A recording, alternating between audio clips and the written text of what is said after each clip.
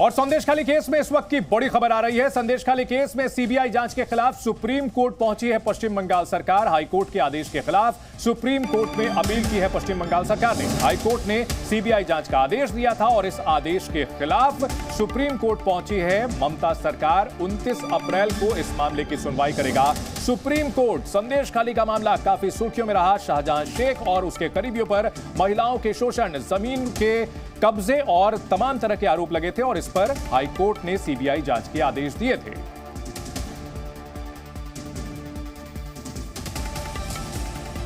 एक बार फिर पश्चिम बंगाल में कानून व्यवस्था सवालों के घेरे में आ गई है। सवाल है कि क्या दीदी राज में बम बंदूक के बिना काम नहीं होता। आज दूसरे राउंड का चुनाव था, लेकिन वोटिंग की प्रक्रिया पूरी होने से पहले ही बीजेपी कार्यकर्ता की हत्या कर दी गई। देखिए ये रिपोर्ट। मोदी जी जय श्री राम।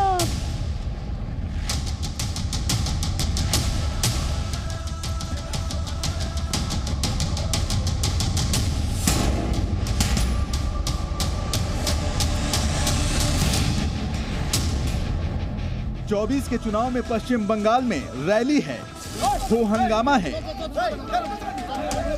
बम है, बारूद है और मर्डर है। अकड़ दिखाने वाला और दूसरों को रुलाने वाला शाहजहां शेख तो घुटनों पर आ गया। ईडी के शिकंजे में आने के बाद 2 महीने बाद आंखों से आंसू गिर रहे हैं, लेकिन बम, बारूद और मर्डर की फहरिस्त खत्म होती नहीं दिख रही। आज देश के 13 राज्यों में 88 लोकसभा सीटों पर वोट डाले गए। उन राज्यों की फहरिस्त में पश्चिम बंगाल भी है। सबसे पहले आपको ये बता दें कि बंगाल में कहां-कहां वोटिंग हुई। रायगंज, बालूरघाट और दार्जिलिंग।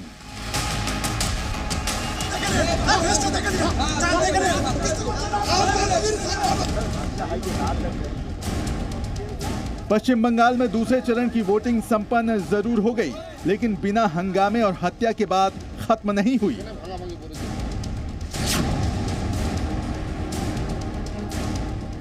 इलाका पश्चिम बंगाल के पूर्वी मिदनापुर का है। भारी पुलिस बल। दूसरे राउंड की वोटिंग से पहले ही एक बीजेपी कार्यकर्ता की हत्या से सनसनी फैल गई।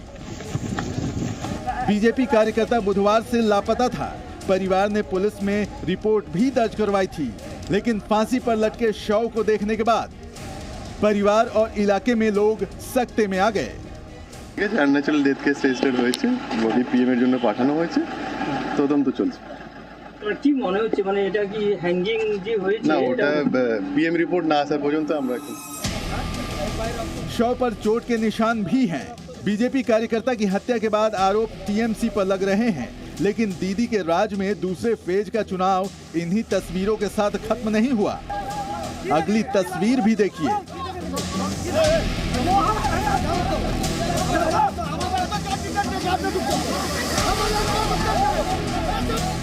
जमकर हो हंगामा, मारपीट का भी आरोप। पश्चिम बंगाल के बालूरघाट लोकसभा क्षेत्र की तस्वीर है, जब बीजेपी और टीएमसी कार्यकर्ता आपस में भिड़ गए। सूत्रों के मुताबिक टीएमसी के कार्यकर्ता वोटरों को उनके पक्ष में वोट डालने के लिए उकसा रहे थे, लेकिन जैसे ही मौके पर बीजेपी उम्मीदवार सुकांत मजूमदार पहुंचे, हंगामा शुरू हो गया। गो बैक के नारे लगने लगे। टीएमसी के गुंडे हैं सारे टीएमसी के गुंडे, 100 टीएमसी गुंडे हैं सारे शेख शाहजहां के औलाद है, सारे शेख शाहजहां के औलाद है और शेख शाहजहां का काम करता है। पुलिस खड़ी हुई है, पूरी पुलिस खड़ी है, पुलिस कुछ नहीं, पुलिस किच्छु करছে না।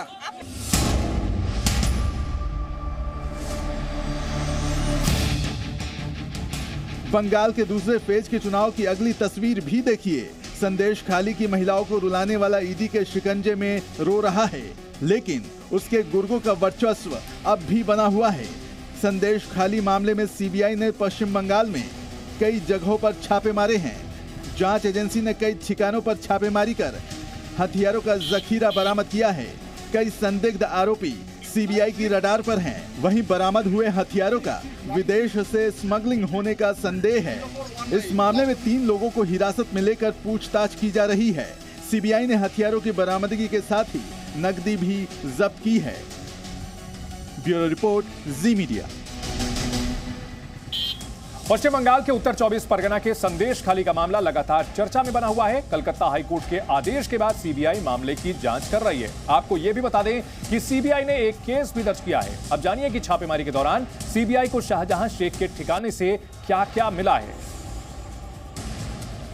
भारी मात्रा में हथियार और गोला बारूद बरामद किए गए हैं। इसके अलावा विदेशी पिस्टल भी इस छापेमारी के दौरान बरामद की गई है। सीबीआई की टीम जो छापेमारी कर रही है उसमें बड़े पैमाने पर हथियार बरामद किए गए हैं। इसमें विदेशी पिस्टल्स के साथ साथ देसी बंदूक भी बरामद की गई है, देसी पिस्टल्स भी बरामद की गई है।